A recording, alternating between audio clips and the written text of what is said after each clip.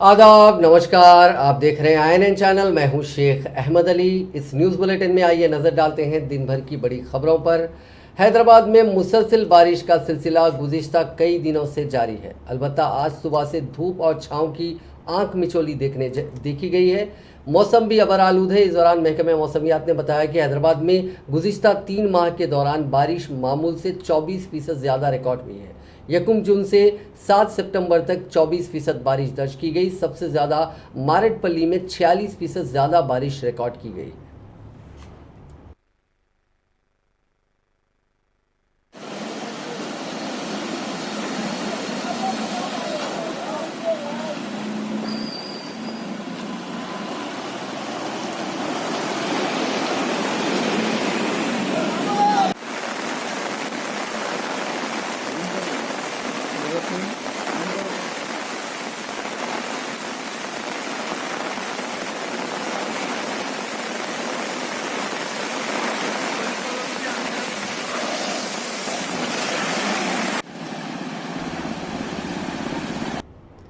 महकमे मौसमियात ने कहा है कि 12 सितंबर को तेलंगाना के अजला आदिलाबाद, कोमरम भीम, आसिफाबाद, मंचिरियाल, पेद्दापल्ली, जयशंकर, भोपालपल्ली, मुलुग, भद्रादरी, कुत्तगुडम, खम्मम, महबूबाबाद, वरंगल रूरल, वरंगल अर्बन और जनगांव में बाज़ मकामात पर शदीद बारिश का इम्कान है।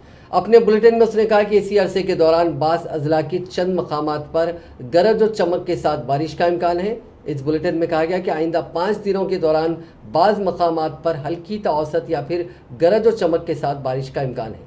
जुनूब मगरबी मानसून रियासत में गुज़िश्ता 24 घंटों के दौरान मामूल के मुताबिक रहा। इसी अरसे के दौरान निज़ामबाद ज़िले में बाज़ मकामात पर शदीद बारिश हुई। तेलंगाना के कामारेड्डी जिले में दरियाए मांजरा में तकरीबन 11 चरवाहे फंस गए। ये चरवाहे बकरों को चरवाने के लिए गए थे कि अचानक पानी की सतह में इजाफा हो गया, जिसके नतीजे में ये चरवाहे फंस गए। इन चरवाहों का ताल्लुक ज़िले के पेद्दा टिकली और चिन्ना टिकली इलाकों से है, जो सिरपुर और पोतंगल के दरमियान फंस गए हैं। घर वापसी के लिए इन चरवाहों ने काफ़ी कोशिश की, ताहम इसमें उन्हें नाकामी हाथ लगी। बाद उन्होंने फ़ोन के ज़रिए अपने गांव वालों को इस बात की इत्तला दी, जिन्होंने वहां पहुंचकर ओहदेदारों को चौकस किया। इन चरवाहों ने इल्ज़ाम लगाया कि ओहदेदारों की जानिब से कोई रद्द अमल सामने नहीं आया। तेलंगाना के दारुल हुकूमत हैदराबाद के साथ साथ रियासत के अजला में हालिया दिनों हुई बारिश से मौसमी अमराज से मुतासिर होने वालों की तादाद में इजाफा हो गया है। कई मौज़ूआत में अवाम बुखार से मुतासिर हो गए हैं। हर घर में 2 या 3 अफराद बुखार से मुतासिर हैं, जिसके नतीजे में अस्पतालों में आउट पेशेंट शोबे से रुजू होने वाले अफराद की तादाद में इजाफा हो गया है। शहर में भी तकरीबन ऐसी ही सूरत हाल देखी जा रही है। हैदराबाद में बच्चों का इलाज करने वाले अहम सरकारी नीलोफर हॉस्पिटल में बिस्तर तकरीबन पुर हो गए हैं। पब्लिक हेल्थ सेंटर से लेकर कम्युनिटी एरिया ज़िला अस्पतालों में मरीजों की तादाद में इजाफा देखा जा रहा है।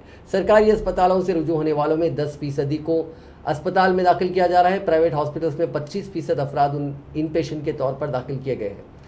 रियासती दारुल हुकूमत हैदराबाद समेत खम्मम, रंगारेड्डी, कुत्तगुडम, मेडचल, आदिलाबाद, महबूब नगर में डेंगू के मामला जायद दर्ज किए जा रहे हैं। कुत्तगुडम, हैदराबाद मुल्क में मलेरिया के जायद मामला सामने आए हैं। मौजूदा तौर पर रियासत में बुखार से मुतासिर होने वालों की तादाद 80,000 था 1 लाख के दरमियान है।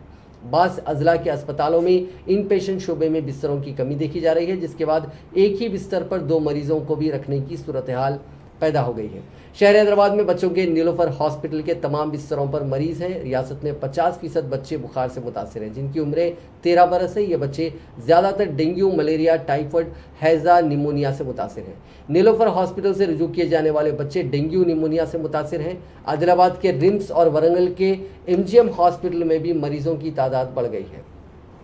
रियासत भर में डेंगू के मुतासरीन ज़्यादातर जुलाई अगस्त में दर्ज किए गए। गुज़िश्ता साल कोरोना की वबा की वजह से तमाम की चौकसी और एहतियात की वजह से डेंगू के मामलात में कमी दर्ज की गई थी और सिर्फ 1242 मामलात ही दर्ज किए गए थे। डेंगू और मलेरिया से मुतासिर अजला से ताल्लुक़ रखने वाले अफराद का इलाज अजला में किया जा रहा है, ताहम सेहत के बिगड़ने पर उनको हैदराबाद के गांधी हॉस्पिटल, फीवर हॉस्पिटल, उस्मानिया, नीलोफर हॉस्पिटल मुंतकिल किया जा रहा है। मुत्तहिदा आदिलाबाद, खम्मम, निज़ामबाद, मेदक, रंगारेड्डी, महबूब नगर अजला में मौसमी अमराज से मुतासिर होने वालों की तादाद ज़्यादा है। बारिश के मुकम्मल तौर पर ख़त्म होने तक सूरत हाल के ऐसे ही रहने का इम्कान है। डॉक्टर्स ने यह बात बताई है। हर सरकारी अस्पताल के आउट पेशेंट शोबे से रुजू होने वालों की तादाद फ़िलहाल दुगनी हो गई है। Mayor greater Hyderabad municipal corporation G Vijaya Lakshmi ने हालिया बारिश से शहर में नुकसानजदा सड़कों की फौरी मरम्मत करते हुए आवाम को मुश्किलात से राहत दिलाने की अहदेदारों को हिदायत दी। उन्होंने आज शहर में बारिश से मुतासरा इलाकों में फौरी राहतकारी के इक़दाम फराहम करने के सिलसिले में कई मकामात का अचानक दौरा किया। मेयर ने अंबरपेट, नारायणगुड़ा, बशीरबाग इलाकों का दौरा करते हुए सड़कों पर बारिश से होने वाले गढ़ों को फौरी बंद कर देने की जोनल कमिश्नर को हिदायत दी और बारिश से जमा होने वाले कचरे की फौरी निकासी करने अहदेदारों को हिदायत दी। उन्होंने नशीबी इलाकों में जमा होने वाले पानी की फौरी निकासी का मशवरा दिया ताकि वबाई अमराज को फैलने से रोका जा सके। उन्होंने कहा कि zonal officers, deputy commissioners, chief engineers के अलावा इंजीनियरिंग डिपार्टमेंट के अहदेदार शहर में मोटरसाइकिल पर दौरा करते हुए सड़कों की मरम्मत के कामों का जायजा लें और पीने के पानी की मुश्किलात को दूर करने के इक़दाम करें। उन्होंने कहा कि बारिश की वजह से कई मकामात पर दरख्त सड़कों पर गिर पड़े हैं, उनकी भी सफाई के इंतजाम करें। उन्होंने स्ट्रीट लाइट्स की तनसीब पर भी तवज्जो देने का मशवरा दिया। अब बात कोरोना केसेस की। रियासत में पिछले 24 घंटों में 78,421 अफराद के कोरोना के टेस्ट किए गए। उनमें से 329 मुस्बित पाए गए, जिसके बाद इस मर्ज से मुतासिर होने वालों की मजमूई तादाद 6,60,471 हो गई है। इसी दौरान एक फ़र्द की मौत भी हुई, जिसके बाद मरने वालों की मजमूई तादाद 3,889 हो गई है। रियासत में फ़िलहाल 5,497 अफराद का कोविड का इलाज चल रहा है। तेलंगाना की हुक्मरान जमात टीआरएस के रुकन असेंबली दासरी मनोहर रेड्डी कोरोना से मुतासिर पाए गए। तेलंगाना असेंबली में पेद्दापल्ली हल्के की नुमाइंदगी करने वाले मनोहर मंगल की शब कोरोना से मुतासिर पाए गए, जिसके बाद उनको इलाज के लिए हैदराबाद के एक प्राइवेट हॉस्पिटल में दाखिल करवाया गया। मनोहर रेड्डी कोरोना की पहली लहर में भी इस वबा से मुतासिर थे। उन्होंने कोविड के टीके के 2 डोज भी लिए हैं। रुकन असेंबली हल्के हुजूराबाद में टीआरएस की इंतखाबी मुहिम चला रहे थे। उन्होंने हुजूराबाद के वंका मंडल का दौरा किया था और मुख्तलिफ प्रोग्रामों में भी हिस्सा लिया था।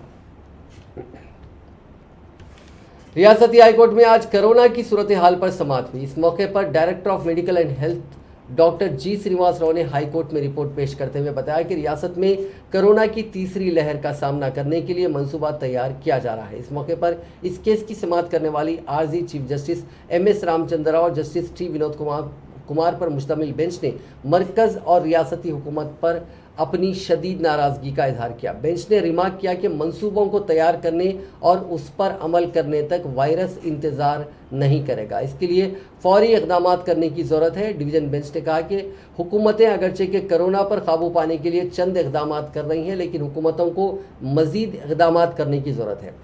अब तक कोरोना से मुतासिर होने वाले कई अफराद की मौत वाक़ई हो गई। साबिक़ के तजुर्बात को मलहूज़ रखते हुए जानी नुकसानात को बचाने की ज़रूरत है। कोरोना की तीसरी लहर का हमें सामना है। चंद रियासतों में फ़िलवक्त कोरोना के केसों में इजाफा हो रहा है। इसके लिए मरकज़ और रियासती हुकूमतों को तेज़ी से इक़दाम करने की ज़रूरत है। बेंच ने कहा कि अदालत की जानिब से अहकाम जारी किए जाने के बावजूद माहिरीन की कमेटी का इजलास मुनक़िद नहीं हुआ। अजला, जनगांव, कामारेड्डी, नलगुंडा और खम्मम में कोरोना के मुस्बित केसों की तादाद 1% से ज़ायद है।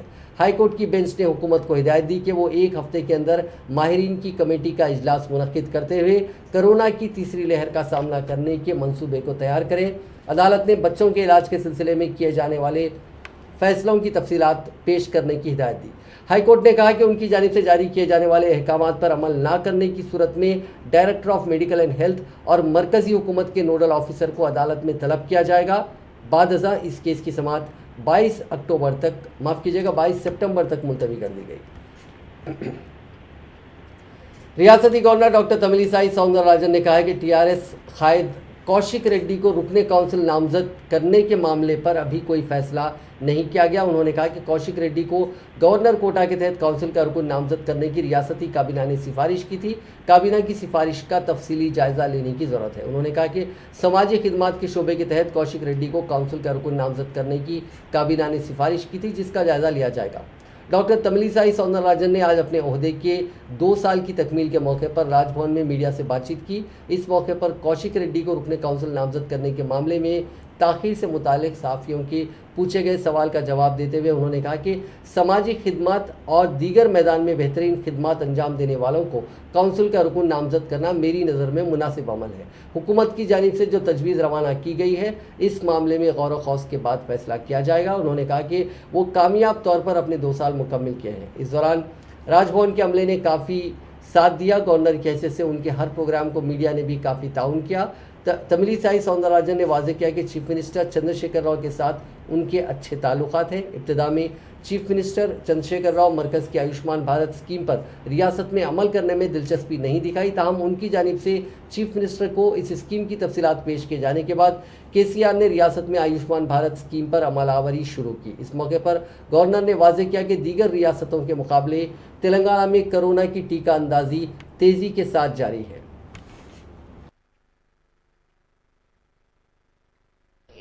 It's correct that cabinet has cleared, but I have not cleared yet.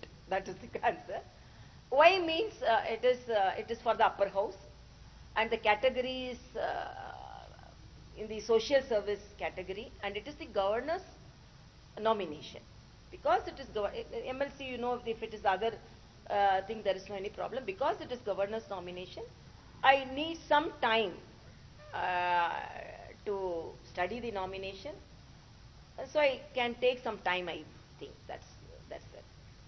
Because it is governor's nomination, I want to be doubly sure about the nominee and the nominations, and I want to clear certain things. But in the previous 3 days, you played it Yeah, that's it, because I should say one among them was a literary person. It is under the literary category, and I thought it is really immediately it fulfilled my expectations, and.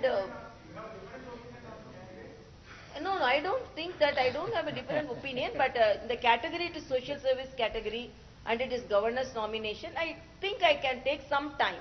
As it is said, I am not delaying always. So that, not, I am taking some time. It's not objection. I am studying the matter. That's all. I think I can take some more time also.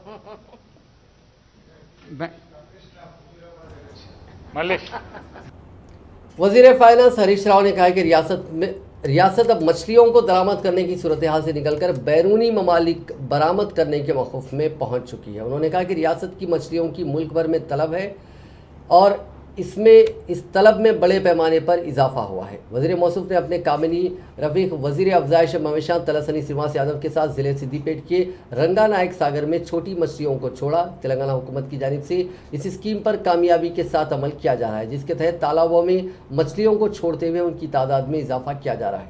इस programme का मकसद रियासत के माहीगीरों की मदद करना और उनके रिवायती पेशे के सिलसिले में ताउन करना है। इन मछलियों को बादशाह तेलंगाना की ज़रूरत की तकमील के साथ साथ दीगर रियासतों को फ़रोख्त किया जा रहा है। इन दोनों वज़रा ने मछलियों के साथ झींगों को भी इस तालाब में छोड़ा। इस मौके पर श्रीनिवास यादव ने कहा कि रियासत भर में 93 करोड़ छोटी मछलियों को मुख्तलिफ तालाबों में छोड़ा गया है।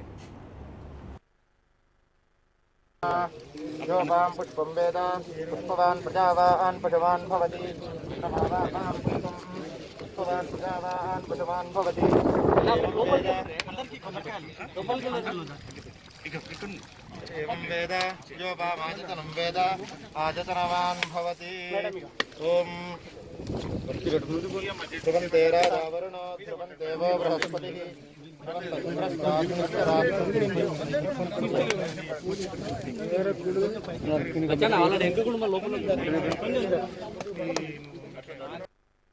మత్స్యకారులందరూ వారి యొక్క జీవన ప్రమాణాలను పెంచడానికి కులవృత్తులను ప్రోత్సహించడానికి మీకు అందరికీ తెలుసు 2014 రాష్ట్రం ఏర్పడినప్పటి నుంచి మరి అద్భుతంగా ఫ్రీగా చేప పిల్లల పంపిణీ కార్యక్రమాన్ని చేయడం, మరి దాంతోపాటు రొయ్యల పంపిణీ కార్యక్రమాన్ని కూడా చేయడం, ఇవే కాకుండా మనకు జాలర్లు కానీ జాకెట్స్ కానీ 4 వీలర్ కానీ 2 వీలర్ ఇవి కూడా మరి పెద్ద ఎత్తున ఇచ్చినటువంటి విషయం మీకు అందరికీ తెలిసిందే. అయితే ఈరోజు రాష్ట్ర వ్యాప్తంగా జరిగే ఈ కార్యక్రమానికి గౌరవ ఆర్థిక మంత్రి గారు హరీష్ రావు గారి నాయకత్వంలో మరి ఇక్కడ రంగనాథ సాగర్ కానీ కోమటి చెరువులో ఈ కార్యక్రమాన్ని మరి రాష్ట్ర కార్యక్రమం కింద శ్రీకారం చుట్టడం జరుగుతుంది. కాబట్టి మత్స్యకారులందరూ సంతోషంగా వర్చువల్ మీటింగ్ మన కోమటి చెరువు దగ్గర పెట్టినాము. మీరందరూ మా అక్క చెల్లెలు వచ్చి కూర్చున్నారని 2 నిమిషాలు మీతో మాట్లాడాలని సమావేశం ఏర్పాటు చేసుకున్నాం. చాలా సంతోషం. రాష్ట్ర వ్యాప్తంగా జరిగే ఈ కార్యక్రమాన్ని ఇవాళ మన సిద్దిపేటలో ప్రారంభించడం అనేటువంటిది మనందరికీ కూడా ఎంతో సంతోషాన్ని కలిగిస్తుంది. దాదాపు 4,87,00,000 రూపాయలతో మన సిద్దిపేట జిల్లాలో అన్ని చెరువుల్లో, ప్రాజెక్టులలో, చెక్ డ్యాంలలో మరి చేప పిల్లల్ని ఉచితంగా పంపిణీ చేస్తున్నాం. 4,87,00,000 రూపాయలు ఖర్చు పెట్టి 4,19,00,000 చేప పిల్లలను, రొయ్య పిల్లలను ఉచితంగా మత్స్యకారులందరికీ పంపిణీ చేయడం జరుగుతుంది. वजीर ज़राअत निरंजन रेड्डी ने कहा है कि अनकरीब चीफ मिनिस्टर चंद्रशेखर राव नागर कर्नूल और वनपर्ती ज़िले में मेडिकल कॉलेज और वजीर KT रामाराव गदवाल में नर्सिंग कॉलेज का संग बुनियाद रखेंगे। मीडिया से बात करते हुए उन्होंने कहा कि हुकूमत ने नागर कर्नूल और वनपर्ती में नए मेडिकल कॉलेजेस को मंजूरी दी है। इसी तरह गदवाल में नर्सिंग कॉलेज मंजूर हुआ है। उन्होंने कहा कि 2 मेडिकल कॉलेजेस और 1 नर्सिंग कॉलेज के क़याम के लिए हुकूमत की जानिब से सरकारी अराजी की निशानदही की गई है, लेकिन उस मकाम पर बाज़ लोग एतराज़ कर रहे हैं। उनके एतराज़ात की परवाह किए बगैर हुकूमत शिनाख्त करदा अराजी पर कॉलेजेस कायम करेगी। वज़ीर ज़राअत ने कहा कि नागर कर्नूल और वनपर्ती में खस्ता हालत में पाए जाने वाले सरकारी स्कूलों की इमारतों की निशानदही करते हुए नई इमारतों की तामीर अमल में लाई जाएगी। उन्होंने ज़िले के अरकान मुखन्ना से ख्वाहिश की कि वो अपने हल्के के तरक्याती फ़ंड्स को सरकारी स्कूलों की इमारत की तामीर के लिए मुख्तस करें। उन्होंने ज़िला कलेक्टर को मशवरा दिया कि वह वक्तन फ़ौक़तन सरकारी स्कूलों का मायना करते हुए वहाँ की इमारतों का जायज़ा लें। वज़ीर ट्रांसपोर्ट P अजय कुमार ने कहा है कि RTC की तरक्की और उसे एक मनफियत बख्श इदारे में तब्दील करने की हुकूमत इक़दामात कर रही है। वज़ीर ट्रांसपोर्ट की हैसियत से 2 साल की तकमील के मौके पर मीडिया से बात करते हुए अजय कुमार ने कहा कि RTC को नुकसानात से बाहर लाने के लिए हुकूमत ने बजट में 3,000 करोड़ रुपये मुख्तस किए हैं। उन्होंने कहा कि RTC को दीगर ज़राए से भी आमदनी हासिल करने की कोशिश की जा रही है। इसके लिए कार्गो एंड पार्सल सर्विसेज शुरू किए गए हैं। इसके अलावा RTC की जानिब से रियासत के कई मकामात पर आउटलेट पेट्रोल बैंक भी कायम किए गए हैं। उन्होंने कहा कि RTC में काम करने वाले मुलाजिमीन बिलखुसूस ड्राइवर्स और कंडक्टर्स को मुलाजिमत की ज़मानत भी दी गई है। इसके लिए एम्प्लॉयज़ वेलफेयर बोर्ड कमेटियाँ कायम की गई हैं। वज़ीर ट्रांसपोर्ट अजय कुमार ने कहा कि हुकूमत के ताउन से हर माह RTC के मुलाजिमीन को तनख्वाहों की अदायगी अमल में लाई जा रही है। उन्होंने कहा कि मुसाफिरीन को बेहतर से बेहतर सहूलियात फराहम की जा रही हैं। खम्मम में असली बस स्टैंड कायम किया गया है। उन्होंने कहा कि ट्रांसपोर्ट डिपार्टमेंट में भी कई असलाहत लाए गए। वज़ीर पंचायत व दही तरक्यात अरवली दयाकर राव ने ओहदेदारों को हिदायत दी है कि वो बारिश की वजह से नुकसान ज़दा सड़कों की फौरी मरम्मत के इक़दाम करें। उन्होंने आज रियासत में गुज़िश्ता 1 हफ़्ते से जारी बारिश से सड़कों को होने वाले नुकसानात का जायज़ा लेने के लिए आला ओहदेदारों के साथ एक इजलास तलब किया। इस मौके पर खिताब करते हुए उन्होंने ओहदेदारों को हिदायत दी कि वो सड़कों के मरम्मती कामों को जंगी खतूत पर अंजाम दें। उन्होंने पंचायत राज के मंजूरात कामों के पेशरफ्त का भी जायज़ा लिया। दयाकर राव ने महकमे पंचायत राज में मुलाजमीन और ओहदेदारों को तरक्की देने के अमल को मुकम्मल करने की हिदायत दी। इसी तरह तरक्की पाने वाले 57 DPOs और MPDOs को मखलूआ ओहदों की निशानदही करते हुए उन्हें तकर्रुरात करने की हिदायत दी। तेलंगाना कांग्रेस के कायदीन ने आज दिल्ली में साबिक सदर कांग्रेस राहुल गांधी से मुलाकात की। राहुल गांधी से मुलाकात करने वालों में तेलंगाना कांग्रेस उमूर के इंचार्ज मनिकम टेगोर, PCC सदर व रुकन parliament Malkajgiri Revanth Reddy, CLP leader Bhatti Vikramarka, Geeta Reddy, Mohammed Azharuddin, Azmatullah Hussaini और दूसरे शामिल हैं। इस मौके पर कांग्रेस कायदीन ने राहुल गांधी को तेलंगाना में पार्टी को मुस्तहकम करने के लिए अंजाम दिए जाने वाले प्रोग्राम्स की तफसीलात पेश की। प्रदेश कांग्रेस कमेटी के नए सदर की हैसियत से रेवंत रेड्डी को नामजद किए जाने के बाद पहली मरतबा तेलंगाना कांग्रेस के कायदीन ने राहुल गांधी से मुलाकात की है। ज़राए के मुताबिक कांग्रेस कायदीन ने राहुल गांधी को अनकरीब वरंगल में मुनक्किद होने वाले दलित गिरिजन जलसे आम में शिरकत करने की दावत दी। ప్రభుత్వం మీద కొట్లాడి తెలంగాణ ప్రజలకు మేలు చేయడానికి మేము ఒక కార్యాచరణను తీసుకొచ్చి రాహుల్ గాంధీ గారితో చర్చించడం జరిగింది। అందులో ప్రధానంగా నిరుద్యోగ సమస్య, రైతు రుణమాఫీ, రైతుల గిట్టుబాటు ధర, మోడీ గారు తీసుకొచ్చిన రైతు వ్యతిరేక నూతన నల్ల చట్టాలు, అదేవిధంగా తెలంగాణ ప్రాంతంలో భూముల అమ్మకాల యొక్క అవినీతి, ప్రాజెక్టు కుంభకోణాలు, వీటన్నిటి అంశాలను వారితో చర్చించడం జరిగింది।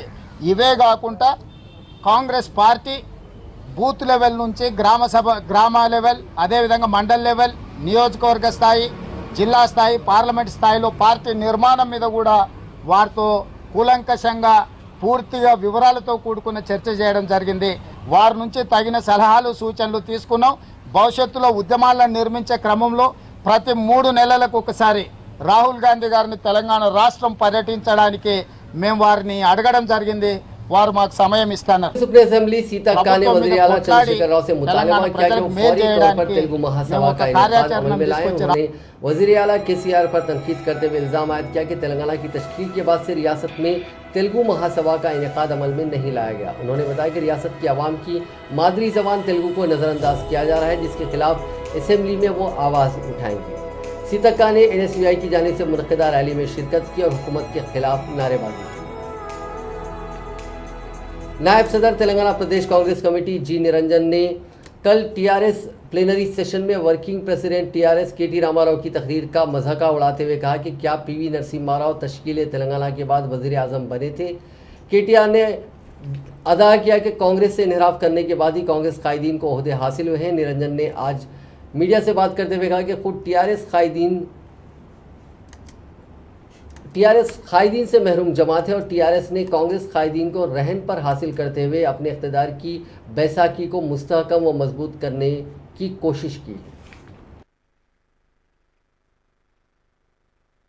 कल KTR साहब जलविहार में पार्टी के एक मीटिंग में बात करते हुए कांग्रेस पार्टी के लीडरों के ऊपर अनाप शनाप बातें की है, उसका हम सख्त मजम्मत करते। KTR साहब, आप बात करने से पहले हिस्ट्री को खास तौर पर कांग्रेस पार्टी का हिस्ट्री को जानते हुए बात करना। आप ये बताइए, कल कांग्रेस पार्टी के लीडरों को आज जो ओहदे मिले तेलंगाना कांग्रेस में, वो सिर्फ एक KCR साहब के वजह से मिले बोल के जो बात करें। कांग्रेस पार्टी तेलंगाना स्टेट बनने के बाद में कायम नहीं हुआ। कांग्रेस पार्टी तो 1865 में हुआ, और जबकि भी नेशनल लेवल की बात भी मैं नहीं करता। इवन हैदराबाद स्टेट में 1938 में कांग्रेस पार्टी फॉर्म हुआ। जब से कांग्रेस पार्टी है, कांग्रेस पार्टी एक्चुअली, अगर आपका फैमिली को कुछ पॉलिटिकल पावर मिला, आप मंत्री बने, आपके फादर चीफ मिनिस्टर बने, वो सिर्फ एक कांग्रेस पार्टी का देन की वजह से हुआ, सोनिया गांधी के देन की वजह से हुआ। अगर सोनिया जी तेलंगाना नहीं देते तो आप किधर, आपके फादर किधर मुख्यमंत्री बन सकते थे क्या? आप खुद नहीं। दलितों को बाइख्तियार बनाते हुए उनके पसंद के पेशे को इख्तियार करने के लिए तेलंगाना हुकूमत की जानिब से हाल ही में शुरू करदा दलित बंधु स्कीम, जिसके तहत हर दलित के बैंक खाते में 10 लाख रुपए की रकम जमा करवाई जा रही है।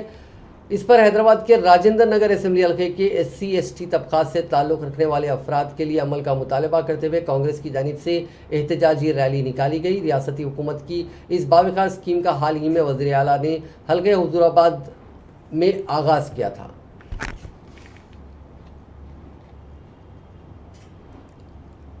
तेलंगाना बीजेपी के सदर बंडी संजय ने दावा किया कि उनकी प्रजा संग्राम यात्रा पर तवक्को से कहीं ज़्यादा अवामी रद्द-ए-अमल मिल रहा है। उन्होंने कहा कि यात्रा रियासत की सियासत में इनकलाबी तब्दीली लाएगी। अवाम चाहती है कि 2023 में बीजेपी बरसर इख्तिदार आए, इसलिए यात्रा की हिमायत की जा रही है। संजय ने संगारेड्डी में यात्रा कमेटी के अरकान से मुलाकात की ताकि उनकी 11 दिन से जारी यात्रा के मसाइल को हल किया जा सके। इस मौके पर बंडी संजय ने कहा कि यात्रा कामयाबी के साथ जारी है। उन्होंने कहा कि अजला में जहां ये यात्रा जारी है, उनकी पार्टी मुस्तहकम हो रही है।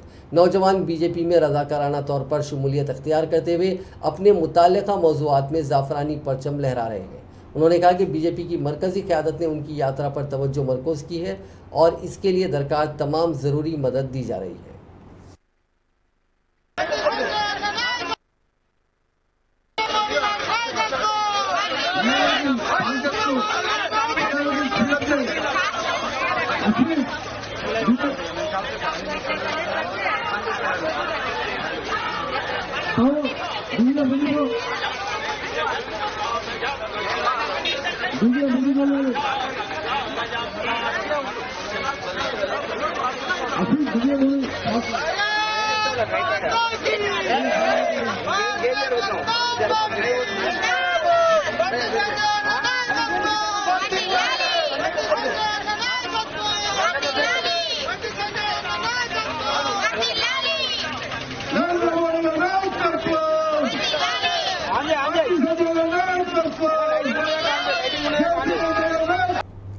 सीपीआई कायद के नारायणा ने इल्ज़ाम लगाया है कि बीजेपी और टीआरएस दोनों एक ही जमात है। चाशुमे के रोज़ मीडिया से बात करते हुए उन्होंने कहा कि ये दोनों अवाम मुखालिफ एजेंडों पर काम कर रहे हैं। उन्होंने कहा कि मरकज़ में मोदी और रियासत में चंद्रशेखर राव अवाम को लूटने में कोई कसर नहीं छोड़ रहे हैं। नारायणा ने कहा कि ये दोनों जमातें सुकूत हैदराबाद मनाना नहीं चाहती। उन्होंने सख्त बरहमी का इजहार करते हुए कहा कि सुकूत हैदराबाद को बीजेपी मजहबी रंग दे रही है। उन्होंने तश्कील तेलंगाना के लिए की गई जद्दोजहद में शामिल खानदानों को पेंशन देने का मुतालबा किया। नारायणा ने कहा कि 27 सितंबर को मोदी हुकूमत के खिलाफ भारत बंद का इनेकाद किया जाएगा। ఇప్పుడు స్టార్ట్ చేశారు మానిటైజేషన్ పేరుతోటి. మానిటైజేషన్ అంటే ఏంటి? కొత్త పేరు పెడతాను. నిర్మలా సీతారామన్ తెలివైన ఆమె కొత్త పేర్లు పెడతామని ఆమెని ఈ బిడ్డ పుట్టంగానే పేరు పెట్టమని అడుగుతుంటారు. అట్లా పేరు పెట్టే వాటికి ఆమెను పంపిస్తే బెటరు. మంచి పేర్లు పెట్టచ్చు పిల్లలకి. ఆయన తీసుకొచ్చి దేవుడు పెట్టారు.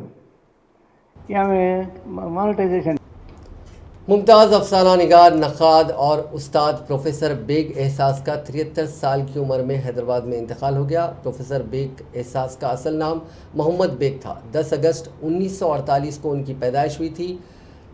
उन्होंने उस्मानिया यूनिवर्सिटी से 1975 में बीए और 1979 में एमए किया था और 1985 में यूनिवर्सिटी ऑफ हैदराबाद से पीएचडी की। 1984 में बहैसियत लेक्चरर उर्दू यूनिवर्सिटी से वाबस्ता हुए। 2000 में प्रोफेसर के ओहदे पर तरक्की मिली। 2000 से 2006 तक सदर शोबा रहे। उन्होंने 2007 से 2013 तक सेंट्रल यूनिवर्सिटी हैदराबाद में प्रोफेसर और सदर शोबे उर्दू के तौर पर खिदमत अंजाम दी। उन्हें हिंदो पाक माया नाज अफसाना निगारों में अहम मकाम हासिल था। उनके अफसानों के 3 मजमूए खोशे गंदुम, हंजल और दुखमा शाये हुए। दुखमा पर 2017 में साहित्य अकादमी ने उन्हें इनाम से नवाजा। मखदूम मोहिउद्दीन और जिलानी बानो के बाद प्रोफेसर बेग एहसास हैदराबाद से साहित्य अवार्ड पाने वाले तीसरे अदीब थे। उनकी दीगर तसानीफ में शोर जहाँ, कृष्णचंद्र फ़नो शख्सियत और शाज तमकरुत पर मोनोग्राफ शामिल है। वह हैदराबाद लिटरेरी फोरम के मोतमद उमूमी और सदर रहे। वो बाज़ गश्ते ऑनलाइन अदबी फोरम के सरपरस्त थे। इदारा अदबियात उर्दू के रुकन आमिला और तर्जुमान माहनामा सबरस के ताहाल एडिटर रहे। वो साहित्य अकादमी के मुशावरती कमेटी बराए उर्दू के रुकन रहे। 2005 से 2012 तक भारतीय ज्ञानपीठ अवार्ड कमेटी के रुकन के तौर पर उन्होंने जिम्मेदारी संभाली। इसके अलावा मुख्तलिफ जामियात की कमेटियों और अंजुमनों के रुकन भी रहे। तेलंगाना उर्दू अकादमी की जानिब से उन्हें मखदूम अवार्ड बराए कारनामा हयात दिया गया। उन्होंने पाकिस्तान, सऊदी अरब और बरतानिया का दौरा भी किया था।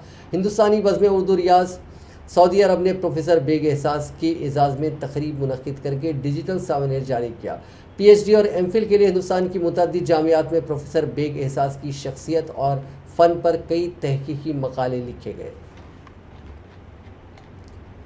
टॉलीवुड अदाकार राणा रघुपति मंशियात मामले में पूछगछ के लिए आज एनफोर्समेंट डायरेक्टरेट के दफ्तर हाजिर हुए। ईडी इस मामले में मुख्तलिफ फिल्मी शख्सियात से पूछगछ कर रही है। अदाकार को मुख्तलिफ चैनल्स के नुमाइंदों ने ईडी के दफ्तर के बाबू दाखिला पर घेर लिया। ताहम पुलिस ने उनको इमारत के ऊपरी मंजिल पर पहुंचाया जहां पर ईडी का दफ्तर वाक़ है।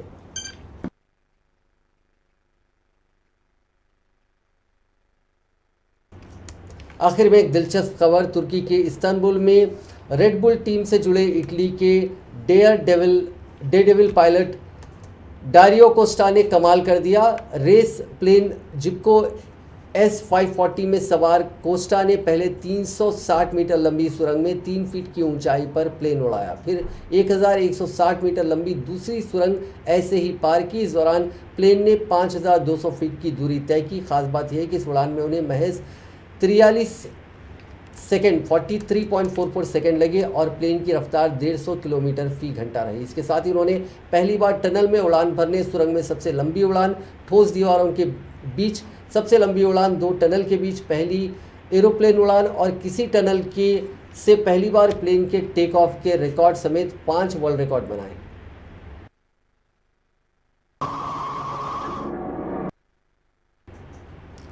नाजरीन, इस न्यूज़ बुलेटिन में बस इतना ही। देखते रहिए INN चैनल।